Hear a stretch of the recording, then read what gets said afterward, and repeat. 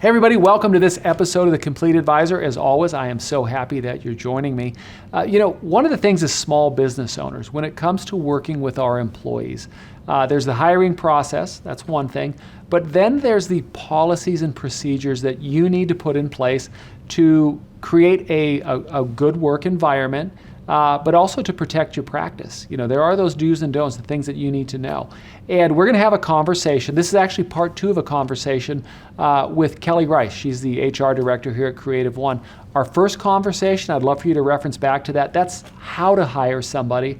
Now we're going to have a conversation around policies and procedures that you need to have in place to keep your doors open, to make sure that you have a happy, healthy, and productive environment. Love to hear what you have to say, but let's go ahead and let's jump into this conversation.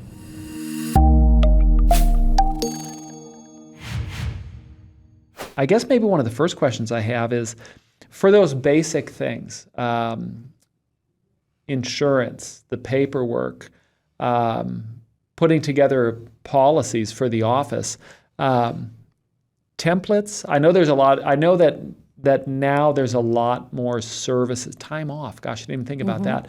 But setting that all up, now there are not cookie cutter, but vendors that provide that service, correct? There are vendors, and depending on, the size of your payroll operation, for example, you may need, a small company that specializes in that, or, some sort of a local contract resource that may help you with that.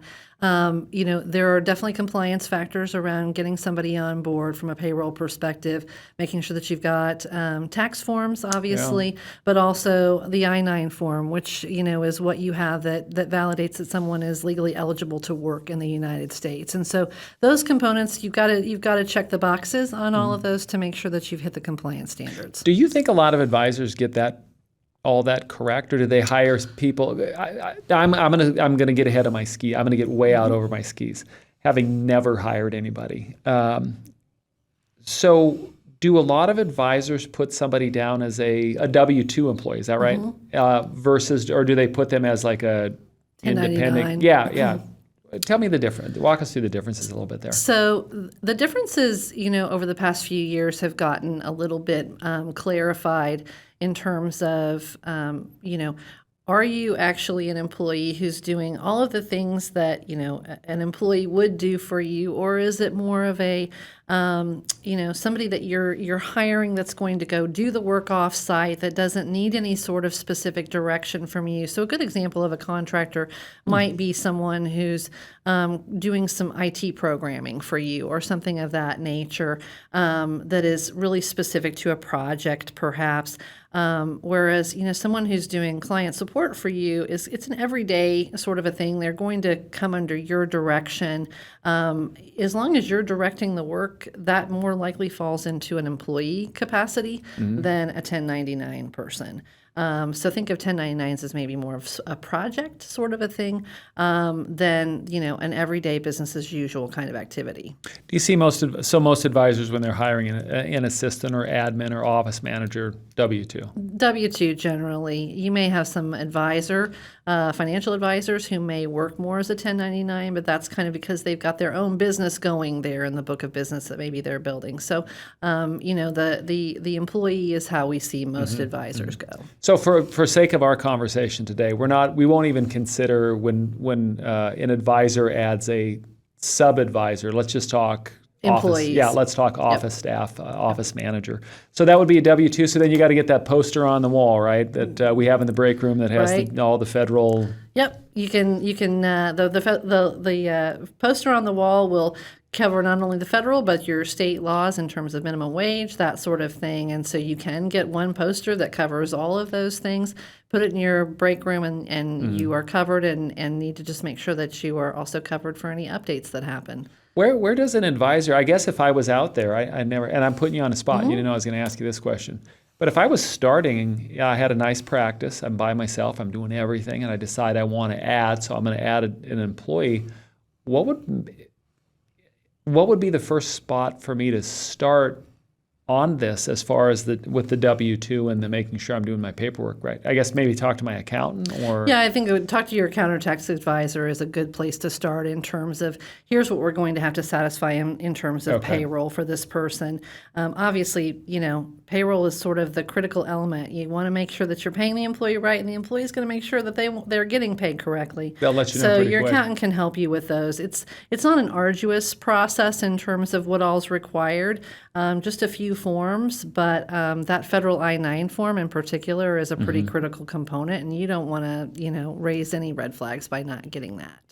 So with your experience in having talked to advisors and maybe given guidance through the years, any key areas where you see a lot of guys and gals making mistakes right from the get-go? So, I think background check is an area where we get a lot of questions. Should I do a background check? How do I do a background check? If you, depending on, what the credentials are that the person comes in with, like for instance, are they Series 7 licensed? Sure. Are they 65? You want to do some background to make sure that they have those credentials, but also criminal background and that sort of thing. There is an absolute legal process to doing a background check with someone in that the law requires that the employee gives consent to that. And generally For criminal or for if I just want to start snooping? criminal records are generally open, right? But if you want to do a credit check on someone, Gotcha. very strict regulations around how that's done. I mean, you can go out and Google to see what someone's if they have any criminal record. Although you're not necessarily going to get everything unless you know where they've lived. That's a good point. Right. So, and there are still places in the country that are not completely electronic to that process. And so, depending on where you are, using a background company is going to be the best thing. But you'll have to get a sign off from the individual in order to do that. To do the whole thing or the credit? Well, to do an entire background check, you really need a sign off from the person. Okay. And, we would recommend that. And usually you're using an organization that's going to run that background for you. And so there is a process by which if something comes back in the report that individual doesn't agree with, they're going to go back to that reporting agency instead of you. And so do you have to give them a copy of what you pull? you have to be able. Yes, they are definitely able to get a copy, whether it comes from you directly or from the reporting agency. Okay. So that is their right. Well, that makes sense. Fair enough. Okay, so I bet these are probably a couple areas that get overlooked, which Yes. then opens somebody up. Maybe just because you never got Right. in trouble for not doing this doesn't mean it won't happen the next time. And it depends. You may not. I mean, if the individual doesn't have different licensing credentials, you may not need to go to sort of the same lengths. A credit check is a pretty invasive check for someone. Are they going to have access to money in your office? You may not need that credit check. Certainly, a background check, can be though a standard piece of your process that gives you, a little bit more peace of mind in terms of the individual that you're bringing into your organization. Let's talk about maybe some resources or best practices for putting together, an employee handbook, right? Yep. So a handbook, you kind of want to think about, what are your office hours? What are the expectations you're going to have around, if there's snow and that sort of thing happening, inclement weather. I mean, but you also, there's some legal components to a handbook in terms of being an equal employment opportunity employer. So there are templates out there. Again, there's so much available. Now you don't really have to go recreate the wheel on a handbook, but kind of want to be able to address all of those items that maybe an employee is going to question. So would it be fair to say that it's super important to make sure that you literally cover as many things as possible, because if there comes the time where maybe things aren't a good fit, it's hard to kind of get after. I guess I'd say it this way: it's hard to get after somebody if they don't know that was a rule. Maybe not, and I leave that a little open in terms of. If you're a smaller organization, you don't necessarily have to have a handbook that covers everything. Okay. No handbook is ever going to cover every situation. I've seen them, written in various ways. I've seen handbooks that contain a list at the end of all of the different types of things that might, get you exited from the organization. I don't know that I would, expend that much effort into it. At the end of the day, if you treat people with dignity and respect and expect them to treat your business with dignity and respect, there's always going to be a one-off situation that can come up, and you're just going to have to deal with that as it comes. So dealing with things as they come, let's talk about that. So you put together, so you've done the paperwork, everybody's getting paid and taxed accordingly. We've put together an employee handbook so people have a really good idea of expectations and then how the practice runs and what we're going to be doing there.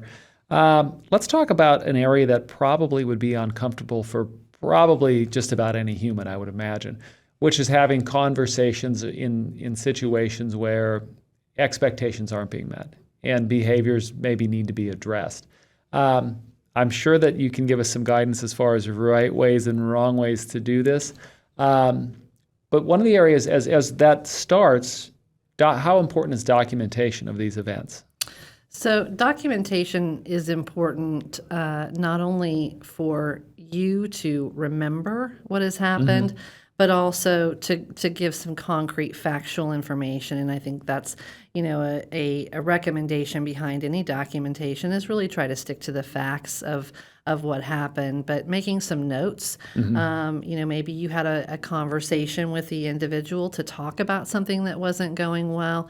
If you were able to create a record of some of that, it's easier for you to, to make sure as you're looking back, have I evaluated this situation correctly, but also do I have my ducks in a row in terms of making sure that I've got my background as far as what happened. So correcting behavior, working on that, any tips or tricks that you could share? Yeah, I think the thing to keep in mind is you just want to try to avoid the element of surprise. If you are developing and having honest conversation with that employee, not only to give them positive feedback, but also to give them constructive feedback. Or if it's something that's more overt in terms of, a situation that has arisen, don't wait to address it. I think the focus is you need to handle it timely, and make sure that you're specific about, what did not work well here, and also what is the expectation for going forward. So avoiding the element of surprise, not to say that an employee may say, you've shocked me by this conversation. That doesn't, you just need to do your best, I think, to try to be timely in terms of following up with issues that aren't going the way that you need them to go. Do people still do probation periods? So probation periods are, not as common in terms of, having a requirement that, hey, you're going to be on probation for 3 months per se. Part of the reason is because many states, the majority of states are at-will employment. Let's define that one. So at-will employment means that, at any given time, either party can walk away from each other.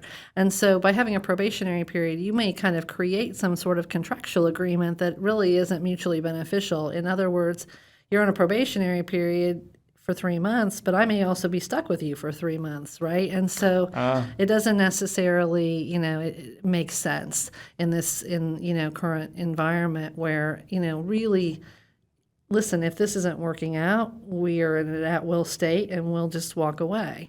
Now, so I does the at-will state, is it just that simple? I feel like we're too litigious just for me to be like, for you to say like, hey, guess what? It's it's Tuesday, you're out of here. I think at the end of the day and at the beginning of the day, quite frankly, that honest conversation is still really a critical component of it. The at-will employment is designed to protect both parties so that, if the situation isn't what it needs to be, it's not as if either party, has to pay the other one to go away necessarily. But, in terms of avoiding, any sort of risk situation as best you can, having a conversation with the employee about whatever's happening is going to really set you up for the best possible opportunity to resolve the matter. And I'm still a big document. And everything. you've got that documentation to go back to. Yeah. Okay. Well, let's talk about that. Let's say that it is time to say goodbye, and things aren't working out right. Walk us through a little bit of that process. Like, how should an advisor prepare for that conversation when it is time to? So, I think good advice is this individual may not be the right person for you or your organization, but the best scenario is for you to part ways in a way that is dignified and that sets them on the course to go find the next thing. And so having that honest conversation, referring to previous conversations if you have had them, being specific about the issues that just really aren't working for the business. And then once you've made the decision, it's pretty much the decision is made. This decision is made, and so now we need to, to go on about the next steps in terms of helping you to leave the office and so forth. So I think you have to kind of play that scenario out in your mind a little bit to prepare yourself for things that could come up. But ideally, trying to create a scenario where here's the message, the decision is made. Let's now figure out what we need to do to get you on your way. Now, what about you? And that totally makes sense, because we are in a big element of our business is reputation. And especially with, the world of social media, we definitely want to, whether right or wrong, we definitely want to make sure that everybody feels as good as possible moving on. What about, so when you say goodbye, I guess on the employer standpoint, it's, today, go clean your desk out. Right. When an employee puts in, do people still do 2 weeks? Is that still a thing when they put things in? Yeah, it's common for people to give 2 weeks, and it's common for employers to have the expectation that someone is going to give 2 weeks notice. There are some folks that they may give you a 2 week notice, and you may decide, I don't really want that 2 weeks, and so then you have to make a decision, am I going to call it a day today? And, maybe you still pay them for the 2 weeks because they've given you the notice, but you just decide, I think it's best for us to part ways today. Not every solution, addresses every single situation. And I think, realistically, there's also employees that you're not going to want them to hang out, right? Or, it's best for you just to part ways immediately because they're not the right person for your business. I think just, kind of thinking through those scenarios and the possibilities that can come up is a good thing. Because you're obviously going to be having a conversation for someone in a very vulnerable state, and so no matter what happens, the best thing for you and your business is to have them move on. Yeah. And so you just want to do that in such a way that hopefully you've shut the door on that relationship and put a period on it in a way that everybody can move on. I just honestly, I can't imagine if someone put in 2 weeks. If I was a business owner, I think I would just pay them and say adios, because what expectation of any kind of quality work, because they're going to be 1 foot out the door. Different scenarios happen though. What if somebody's moving, right? They're moving to another location. They've been a really great employee. I think you don't ever want to cut off your nose in spite of your face, right? I mean, every situation is going to have its own, circumstances. And so keep your mind open, I think, to thinking through that and really just what is going to be the most impactful to your business. Any, so as we bring this episode to a close, this has been great, this is very useful for advisors. Any Kellyisms, any Kelly experience red flags, any big do's or don'ts that jump out to you when you think about managing that practice, setting forth expectations, anything we've talked about today? Keep it focused on your business. Everybody always has their own personal stuff, right? I mean, and so people can bring stuff to work, and you may think, they're not looking out for my business, and they just may have, other stuff that they're dealing with, right? those honest conversations, keeping it focused. This is about my business, right? I mean, you have a business to grow and to protect. And so you want to do that in such a way that, you've hopefully, made this hire and it's going to be a great hire for you. But if it's not, that you go through some process to give them an opportunity to fix it, but you don't have to hang around for a year to do that, right? So keep the process moving if it's not the right fit, and you guys need to both move on. But also sometimes there are performance issues that come up, and with the right conversation, you can fix those. And once you've had somebody in your business for 6 months or so, you've got a big investment in them. Yeah, you really do. And so if there's an opportunity to turn that situation into a win, that's a great thing. Any special advice for, say, an advisor who decided to hire a referral from a client and now it's time to part ways? So, depending on the relationship with the client, first and foremost, I would always have the conversation with the employee and deal with that. But, if it's a client that, you are worried whether, how they're going to deal with that, I would probably, have a conversation with them sooner rather than later. That's a delicate space, right? Because Yeah, it may that's be what I a was thinking. situation where you don't need to, disclose any information to them, but, it just may be a simple thing to say, hey, so-and-so's not with me anymore. Okay, so here's a question I have for you. This one I remember from a business that I was at, small business. We parted ways with an employee, and bless their heart, it was, thank goodness they weren't there anymore. That person then later on was putting out resumes, applying, and somebody called back to get a, hey, we're looking at hiring Bobby. What are the obligations? What obligations are you under when you did talk about somebody that used to be a former employee? You're really not under an obligation, although if there was a legal situation that came up, such as theft or something of that nature, you want to obviously be careful about what information you disclose. But that would be an area where you have a little bit more of a moral dilemma, I think. In terms of obligation to disclose information, it's really pretty as simple as the person worked for me from this time to this time, and this was their title. But you don't want to, the first part, if there was a legal thing, to me that would be super easy, because it'd be like, well, yes, Kelly did work here, but I can't talk about that because there's some legal things. Like, you can ding. certainly do it that way, right? You're not under an obligation to disclose, any more information. You really don't even have to say anything, but certainly, the title, the dates of employment, that's pretty basic. That's what most employers provide. But not like Bob was a stinker, don't hire him. I wouldn't necessarily go there. The fact that the person wasn't the right person for your business doesn't mean that they're not the right person for somebody else. That's a good point. So I think it's a careful thing to navigate. And again, I wouldn't put a blanket statement on any of that, because at the end of the day, you got to mind your own business, and that's where your focus has to be. Very nice. Very well said. Any final thoughts for anybody that has hired somebody and is working on managing things, and we didn't even talk about the complexity of having multiple employees. And oh yeah, well, I guess that's another session maybe. You know what? It will be another session. I think to the point that we talked about earlier, having conversations pretty regularly with an employee, particularly as they're getting started, more frequent conversations.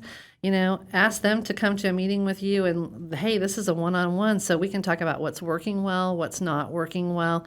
Tell me, what I could be doing differently. And you need to go prepared to say, hey, here's some things that I think would help us in terms of navigating, the office better. You know what?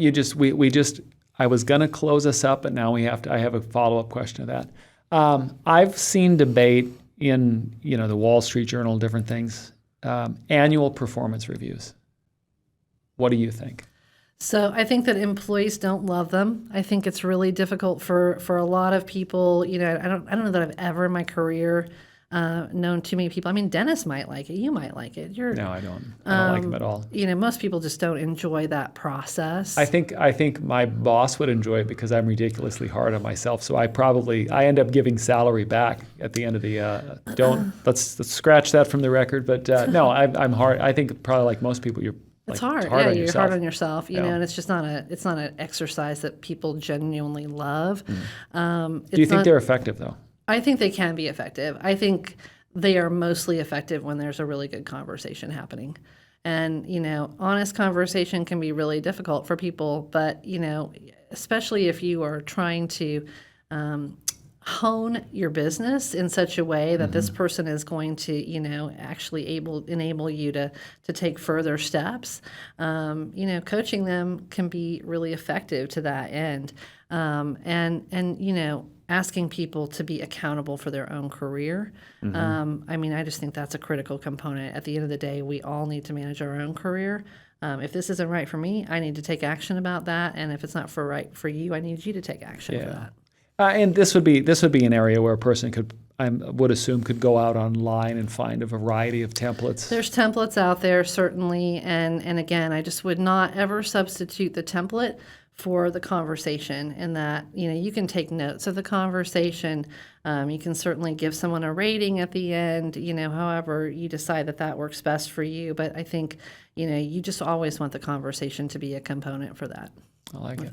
You know, let's talk about the other thing real quick. Interoffice disputes let's say the practice is going great. You now have a handful of employees, which means in any dynamic where there's lots of people, every now and then there's going to be some tension or something. Somebody ate somebody's lunch, or maybe inappropriate behavior.